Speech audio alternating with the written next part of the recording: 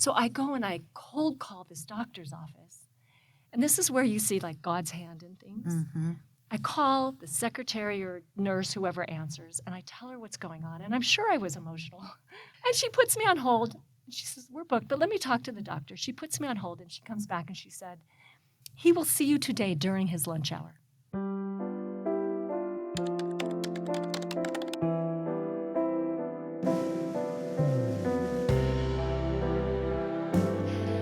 All right. Well, Yeah. welcome to Extraordinary Lives. I have Lonnie here. I'd like for you to introduce yourself and tell us your story about why you're here. And I don't know that I have an extraordinary life, but I've had a blessed life. yes, My name's Lonnie Levitt Barker, and lived in Idaho for the past 23 years.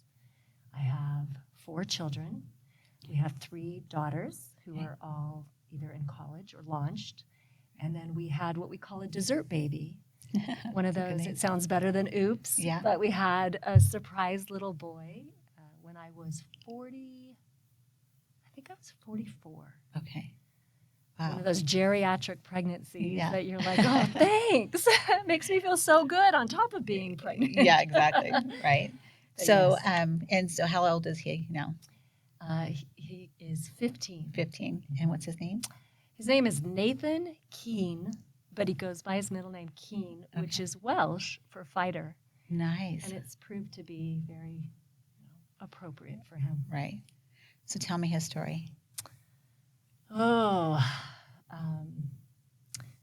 it feels like he has been trying to die since before he was born. Wow. He, when I was 23 weeks pregnant, my placenta ripped from the wall and I lost all my amniotic fluid. Wow. And I was rushed to the hospital and they told me there was nothing they could do, that he was coming that night. Okay. And just relax. Right. Tell a mom. Yeah. 23 weeks. Right, Yeah, right. no. And then they had a specialist come in from a neonatologist who I remember I was in labor and delivery, and he sat by my bed and he told me all the long list of things to prepare for if he came right then. You know, brain bleeds and I think spina bifida and a 40% chance of survival. And if he survived, he would likely be blind and he would likely have this and that and all of these challenges. And then they tell you to just relax. Right. Like, how are you supposed to do that? I know. So did my best to relax. And after, I can't remember, it's been 15 years, but I think 3 to 4 to 5 days later, he hadn't come, and they moved me out of labor and delivery into antepartum. Okay. And I was flat in bed, hooked up to a gazillion monitors, doing high-level ultrasounds, having perinatologists come in and run every test on the umbilical cord to see if he was getting enough nutrition. And we started playing this dance to see when my body would stop giving him enough nutrients so that they would have to take him. Okay. And I just kept just holding still. And I remember our gynecologist, OB, coming in and saying, every day that you can spend on this side of the wall is at least 2 days that he will save him from NICU and give him a better chance. And so the nurses were so cute. They would set weekly goals. If you can make it to 24 weeks, then his survival rate will go up this many points. If you can make it to 25 weeks. And so we kept making it. And I remember they'd come in every week with these certificates like you would get in grade school. Yeah. And they ended up making a rainbow on my wall. Wow. And after, we made it to 35 weeks. Wow. Yeah. So the whole time, just stationary there in the room and... Yeah, I'd get up, I don't know how much detail you want, but I'd get up once a week for a shower. Okay. And I'd have to sit, but it felt so good to be out of that bed. Right. I don't know how much detail you want me to go into, but I want to know everything. A lot of women, a lot of men don't realize that when you lose your amniotic fluid, your body continues to make it. Okay. So I basically was wetting the bed for all those weeks Wow. and days. And And so to get that weekly shower was a really big deal. I had so many friends rally around to take my 3 girls who were pretty little. Yeah. And so my youngest, she turned 2. Let's see, May. Yeah, I went in the hospital in May and I got out in August. Oh, wow. And so she turned 2 in the hospital. And I remember people coming in and they'd bring, I gained 11 pounds my entire pregnancy. Huh. And I remember them bringing in all this food to try to fatten me up. And I had 0 appetite because I wasn't moving. Yeah. And so my kids would come up and they were like locusts. And they would just descend on all the food. homemade ice cream and, brownies and cookies and food that I had, I had the nicest room in antepartum because I was there so long, with a refrigerator and a desk and shelves, and there was so much stuff in there. And the nurses would come in and I said, please take home stuff to your kids. Yeah, this is too much. Yeah. Yeah. I was very loved and very spoiled, and I don't think there was a single day that I didn't have visitors. Wow. And it just helped me pass the time because I literally was stationary. Yeah. So. I couldn't imagine being in a room where you weren't able to have, visitors or something like that. I mean, that would be so hard. So at least you were able to have that community come and rally and support you and, hear you and see you, which is important. The blessing of it, too, was I didn't feel bad. Yeah. If I got up, I'd have contractions. Mm-hmm. But, when I was just staying stationary, I didn't feel lousy. I remember I couldn't read anything. People brought me stacks of books, and I couldn't watch TV, and I couldn't read. I think my mind was just for the first while. And so it was really getting into this zone, and it was all mental game of just pacing myself and keeping positive. And I just lived for those visitors. Wow. And that helped a lot. And how was your husband through all this? I mean, that was stressful for him to have you there and the girls at home. Oh, yeah, it was really stressful because he was trying to raise 3 little girls, and that was during 2009 when the economy had just tanked. Yeah. We had a small business, and we had clients that were sending, what's it called when you declare bankruptcy? So we were getting... Like foreclosure notices or... Yeah, that we were getting paid by a lot of customers who had taken product. Financially, it was very stressful, emotionally and physically. Okay. And he was holding it together as best he could. That's amazing. It was hard. Yeah. It was really hard. Can't even imagine. So when Keene's born, and tell me about that. How... I just remember leading up to it, we had all these high-level ultrasounds, and they were extremely concerned about the cavity where his heart and lungs were developing. Okay. And so I was getting these horrific shots. I got 3 of them to try to develop 3 of them, and I touched my rear end because I remember how painful. Yeah. My nurse would ice down my butt cheeks. These shots were like peanut butter. Okay. Oh, really thick, really big needle, and very painful, and to try to develop his lungs. And so super nervous. I remember when we went in at 35 weeks, it finally was time that my placenta was dying and not supporting him. And I remember going in and being nervous, but it's just kind of like putting it up to God that we've done what we can. We've done so much. We've come much farther than we ever expected that first night when they said he's coming. Right. And just trusting. And I remember there were, I don't remember, like 14 people in the delivery room. They had a whole, crash team. Sure. Weren't sure what to expect. I remember joking like, well, you might as well invite the custodian in here because everyone else is seeing me. Yeah, it's a big party in here. Yeah. And, there's no modesty. Yeah. But I remember he came and they did not have to do a C-section. Okay. And it was actually a pretty simple birth. And he came, and within seconds, they whisked him away. Okay. And I remember hearing him cry and seeing him, and he looked like my other children. Okay. He looked healthy. He had nice cute features. And so we were just like so grateful and rejoicing that he had cried. He'd let his lungs worked, his heart worked. He's like, I'm here, world. Yeah. Yes. And we felt so blessed that after everything we'd been through, he was okay. And okay, I can't lose it here. Yeah. I remember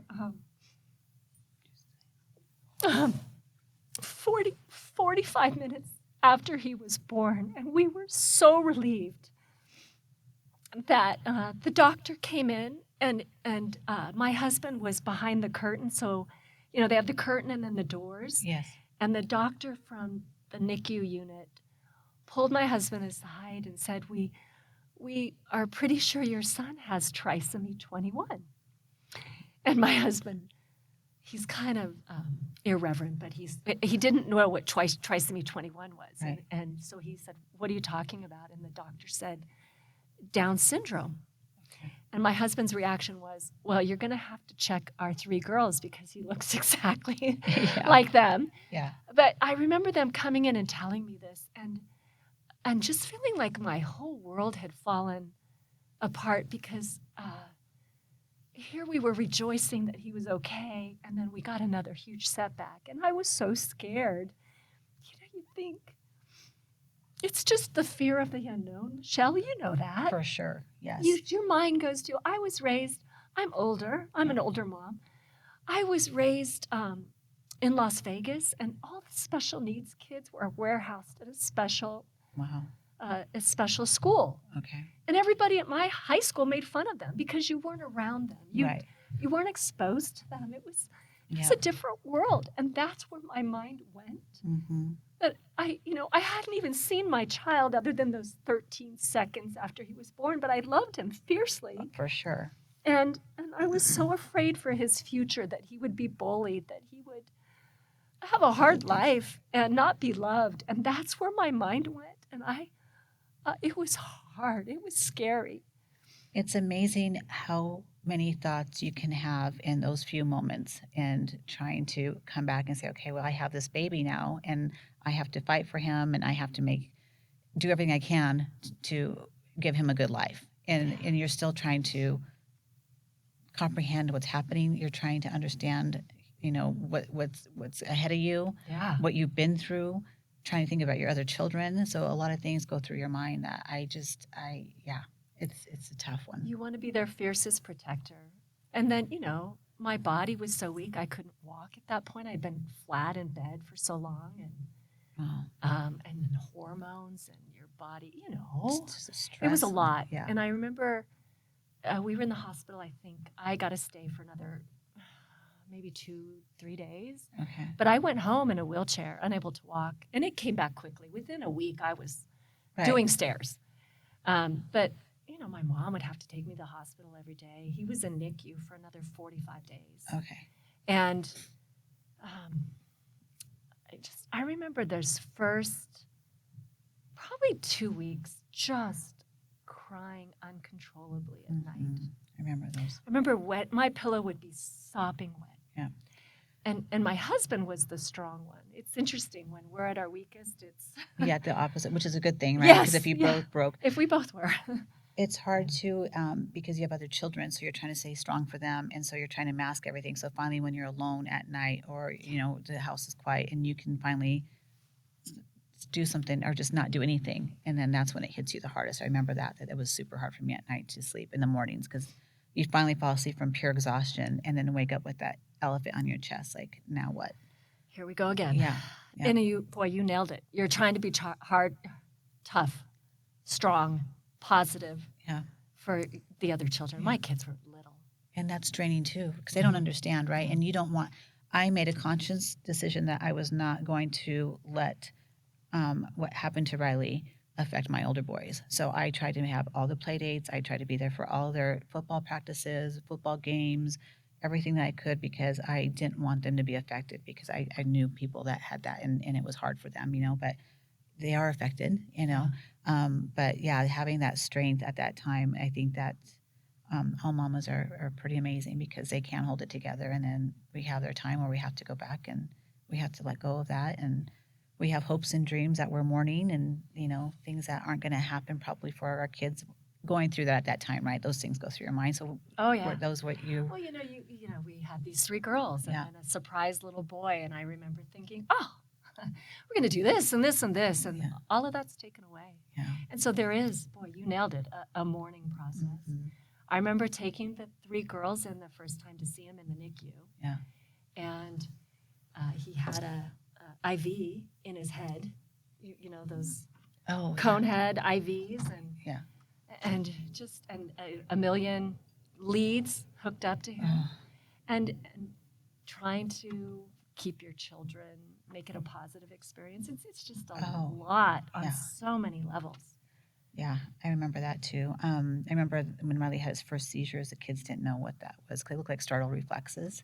And so then when they would start noticing them, you're trying to take care of, I was trying to take care of Riley, and then also like let the kids know like he's okay, Yeah. and that was hard and exhausting too, right? Because you're just trying to be everything for everybody, and then trying not to break down every other second because you can't. Or show your fear. Yeah, I mean, That's Keene it. had seizures yeah. during chemo, and it's terrifying.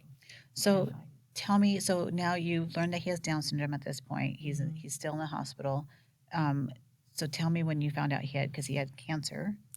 Yeah, so we took him home on oxygen, Okay. and I want to say it was an eight-month period when he was home that we were on alarms and never sleeping because of health issues. Right. But finally got him healthy. Finally got him doing great.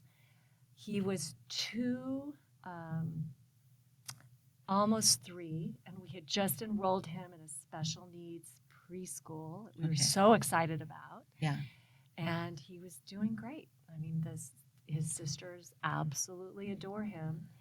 And he got a fever, and his fever wouldn't go away. I remember taking him in a couple times. I remember going in, and our pediatrician was on vacation. It was in July. Mm-hmm. And so we saw her partner, and the partner saying, it's not strep, it's not this, it's not that, it's probably just a virus. Just rotate Tylenol and ibuprofen and let us know if it gets worse. Right.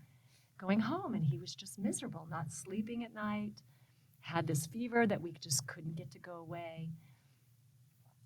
And it was right over 4th of July. And I remember we took him in the day before, the 3rd. Okay. The 4th, he was absolutely miserable. The 5th, which was a Friday that year, a Saturday, he woke up and his left arm was swollen and he wouldn't use it. And he wasn't verbal. Okay. He wasn't walking. He wasn't verbal. He was a little over a month away from his 3rd birthday. Okay.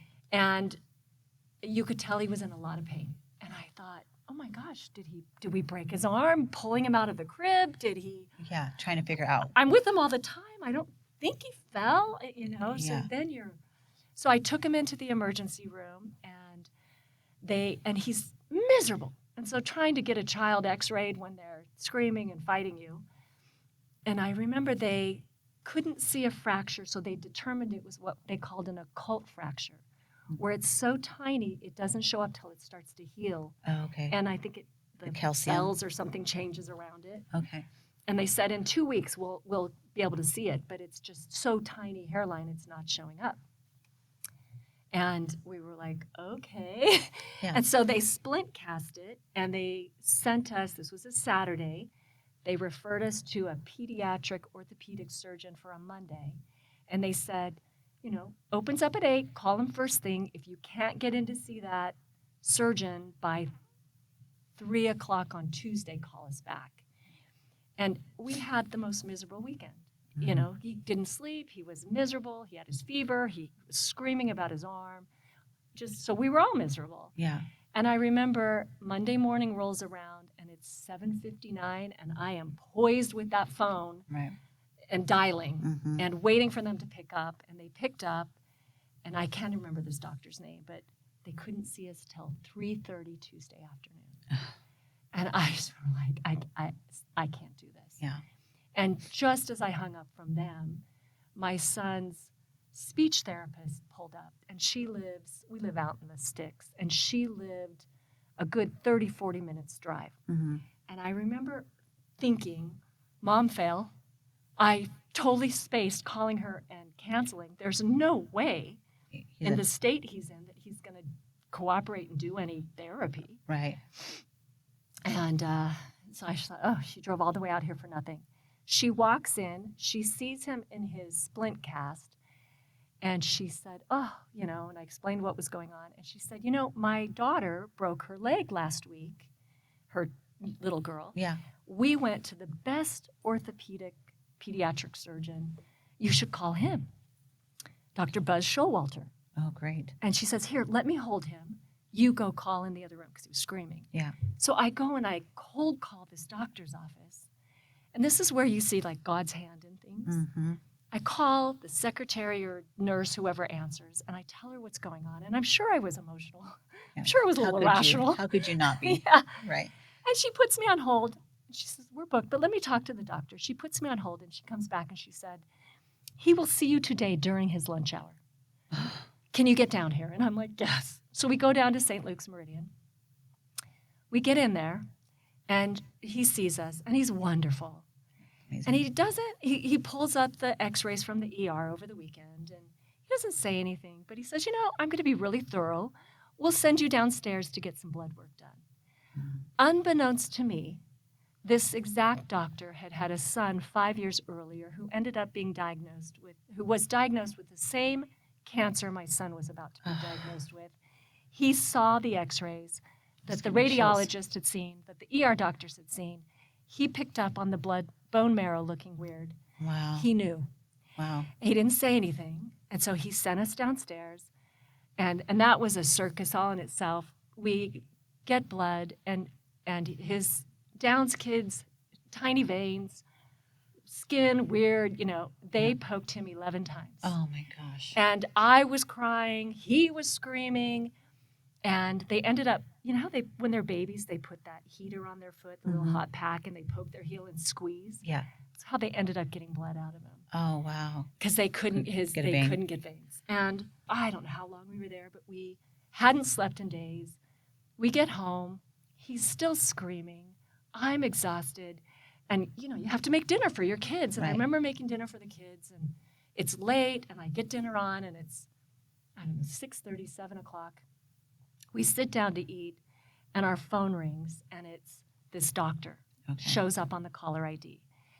And I thought, I said to my husband, oh, it's Dr. Showalter's office calling us.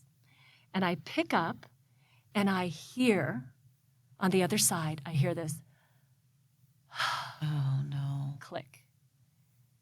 I said to my husband, he just hung up on me. Yeah. And my husband's like, oh, probably wrong number. And I'm like, no, it's the doctor we saw today. Right. So I hit, call back. Right. And I get this, you've reached the after hours. Okay. And I thought, well, that's really strange. And my husband kind of talked me off the cliff and said, he'll call you tomorrow if it's anything important, or he'll call back. So we turn and we focus on eating and trying to get Keene to eat something. Go to bed, kind of put it behind us. Yeah. The next morning, my 3 girls are upstairs playing Barbies. Oh, okay. I'm telling you way more than I No, I normally want to tell hear it. people. No, this is. So they're upstairs playing Barbies, and I'm downstairs with Keene, and Keene's miserable still. The phone rings, and it's probably 7:55, 7:45. And I pick up the phone, and it's this Dr. Showalter, and he so kindly said, I went to call you last night, and I couldn't do it. I felt like you needed one more night of peace. And then he said, we think Keene has cancer. Are you okay? And I said, just like this, I'm sure, yes. And he said, I've already called Misty, which was the name at the time of the Children's Pediatric Cancer Unit at St. Luke's. And he said, their head doctor, Dr. Camillo, is going to call you in 5 minutes. Are you okay? And I remember just saying, yes. And then he said, you can do this. I'll be here with you. I'll check on you. And so I hung up the phone, and I called my husband, who was on a job. he's in the construction world. And I told him, they think Keene has cancer. And he said, I'll be right home. And then I called my mom, who lives like 10 minutes away. And I, by then, was hysterical, and she couldn't understand a word I was saying. She thought someone had died, but she dropped everything and headed that way. But here's the worst part that I don't tell a lot of people, but I'll share with you. My girls I went into a fetal position and started sobbing. And my girls upstairs could hear, and they thought I was laughing hysterically. And so my oldest daughter, who's kind of a oldest daughter, take control, sometimes a little black and white and hardcore, she sent the youngest one, who was 4 at this time, sent her downstairs, go see what's going on with Mom. Go see why Mom's laughing. Yeah.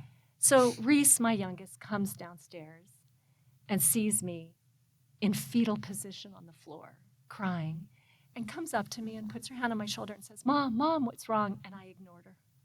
I couldn't form words. How could you? And so she,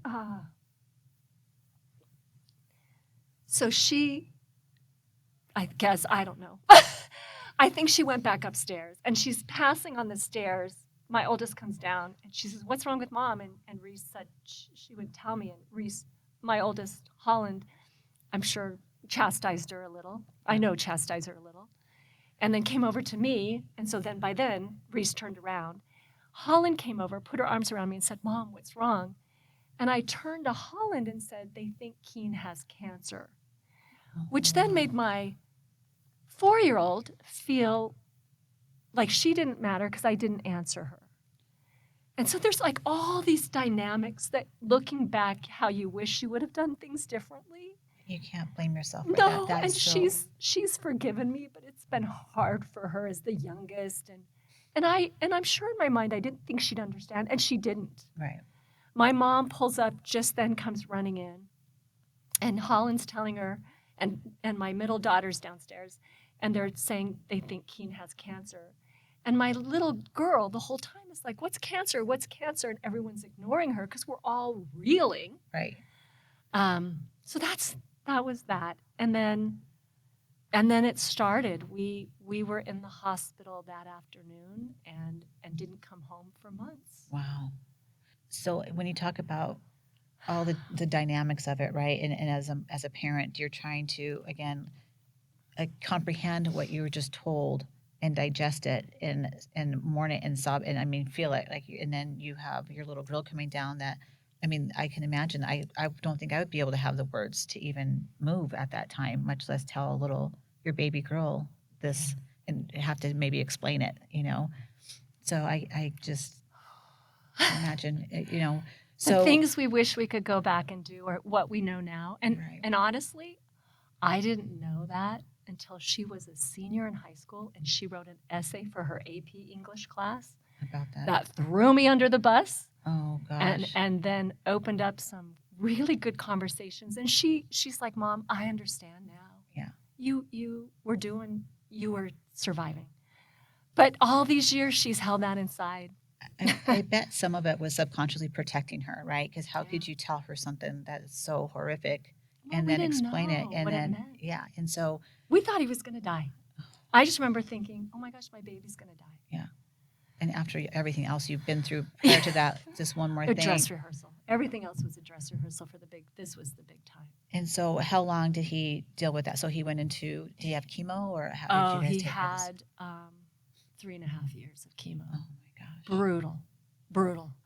And the first year they basically, as they described it to me, they bring him to the brink of death to kill as much of the cancer, and then they reel him back. Wow. And so the first year's the worst, and then the other years are what they call maintenance. Okay. But it's never easy. You don't get to just have maintenance. You have to have side effects where they get infections or reactions to medication that cause severe seizures where you think your child's completely comatose and unresponsive, and you go to the ER, or all the times that they get a slight fever They get a fever of 101, and no matter what, no matter the weather, in a blizzard, we are driving all the way down to St. Luke's downtown to the Children's Hospital millions of times because he has a slight fever.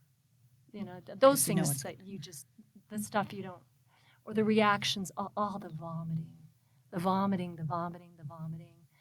And that alone has to have side effects as well, like his little esophagus and teeth. And, when you finally are 5 years out of treatment, you're considered in remission, and they give you this report of all the medications, all the 10 chemo protocols you were on, and then all the rescue drugs and all the side effects that you have to watch out for. And the further you get out, the better it gets. But perfect example that we just dealt with last week.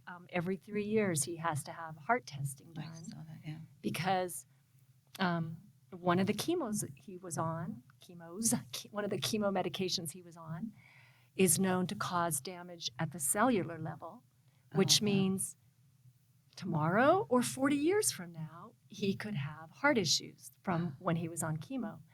And so we just have to periodically get testing, and his testing showed that his functionality went down a little. And so we're kind of in that area now. So is there treatment for that, or what? There is. Okay, there is. There's some medications he can go on. We had actually, it was a really bad appointment and a really great appointment. A bad appointment in that my son was completely uncooperative to have any further testing. When the testing was done in the beginning of March, he was sedated. He had ear surgery. He had we do it all at once. Yeah. Because he has autism, Downs. And it's just easier. And so there was some questions. There's a possibility that because he was sedated, maybe that caused the lower function of his heart. And so they wanted to do further testing, but he would have nothing to do with 10 stickers and leads put all over his chest. He was done with that. He was over that.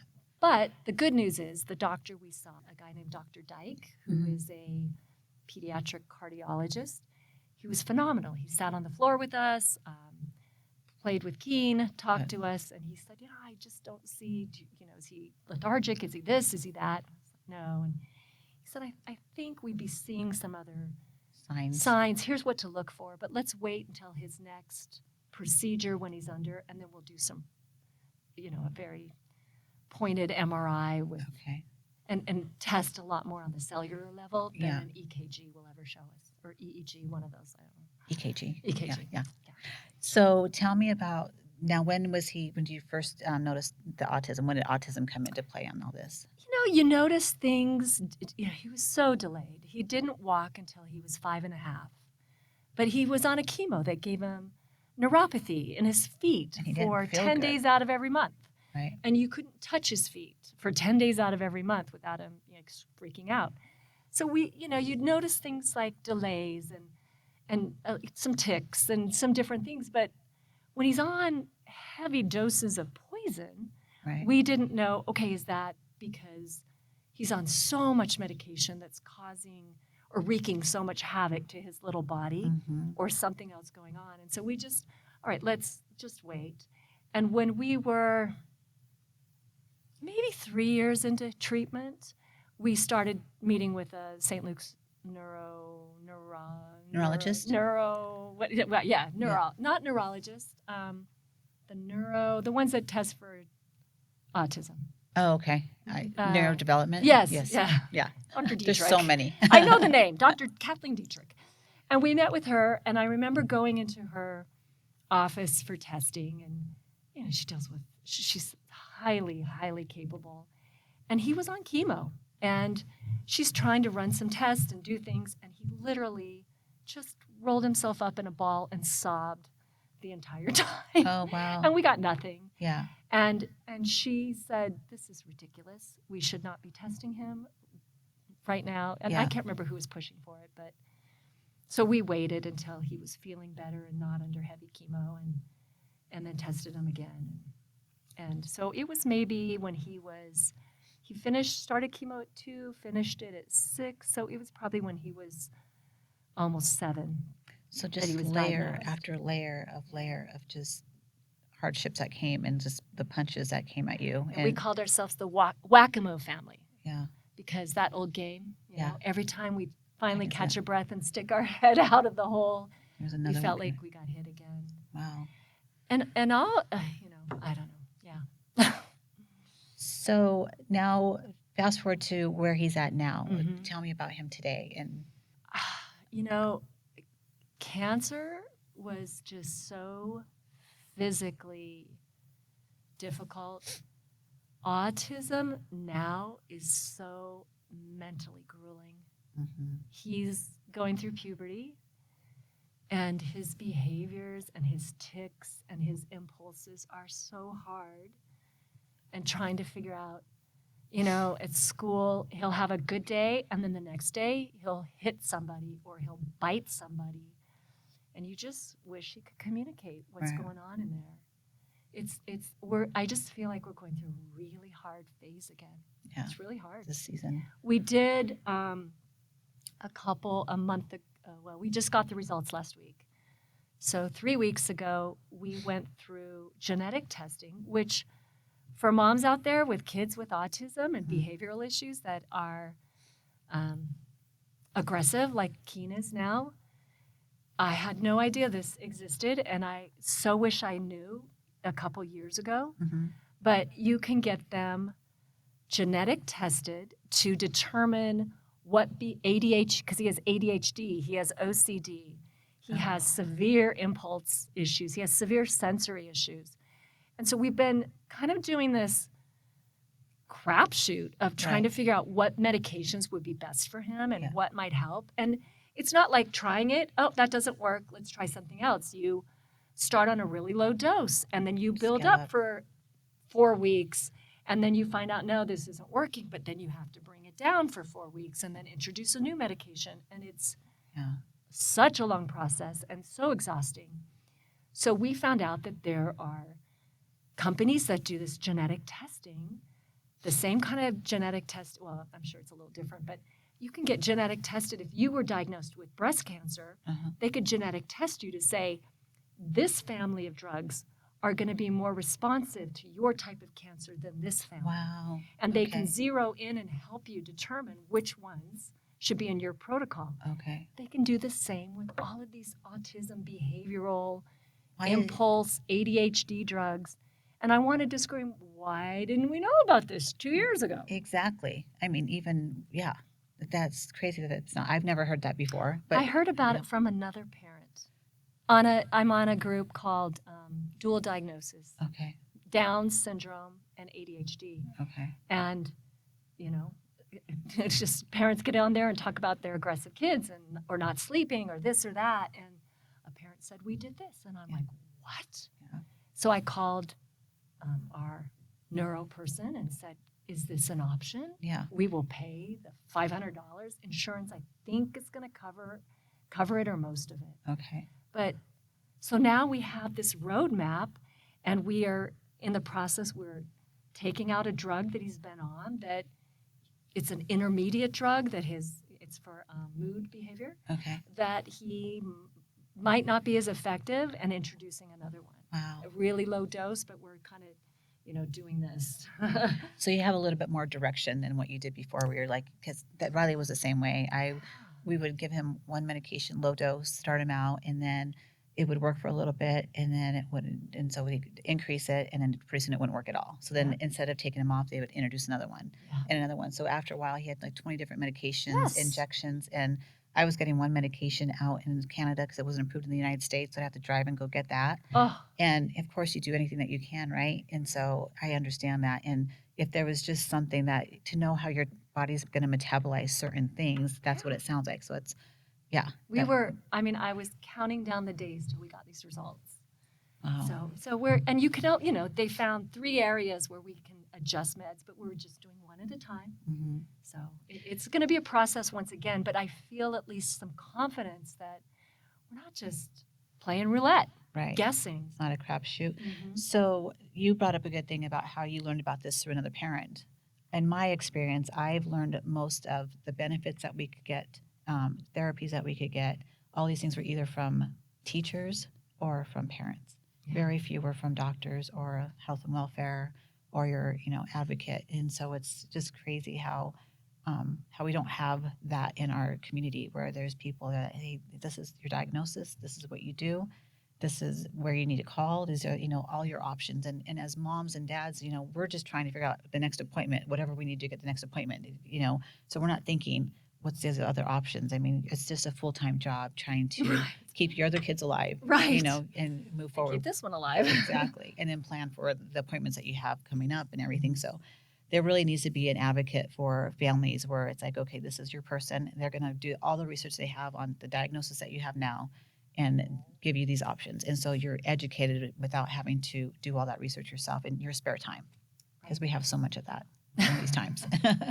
Well, you already feel like you're on a deserted island. Mm-hmm. You can't have a life that, you try not to be like, I don't know, this is going to sound really bad, but you try not to look at other families and be jealous that they can go to dinner with their family. We can't. They can go to church. They can go on vacations. They can do, like, my son gets so overwhelmed and overstimulated that we can't take him very many places. And if we do, it's so stressful and it's not a good experience. Right.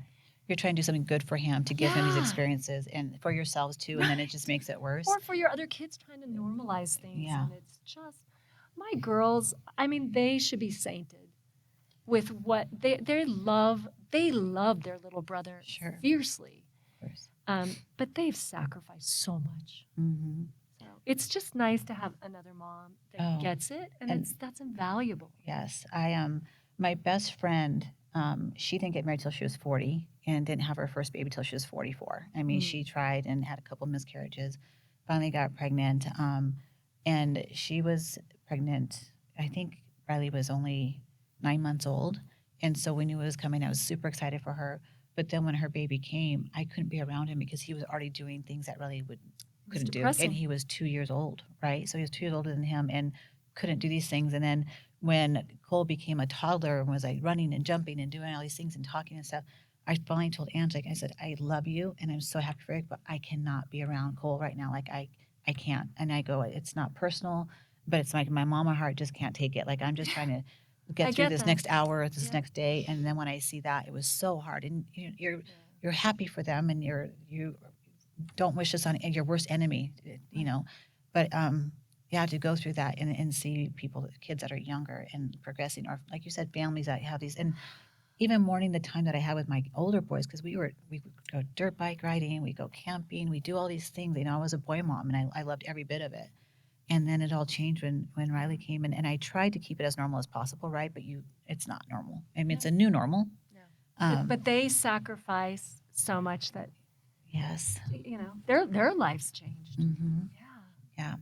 So tell me, if Keene was to be able to talk and tell us about who he is, what would he say, do you think? He is such a little jokester. Okay.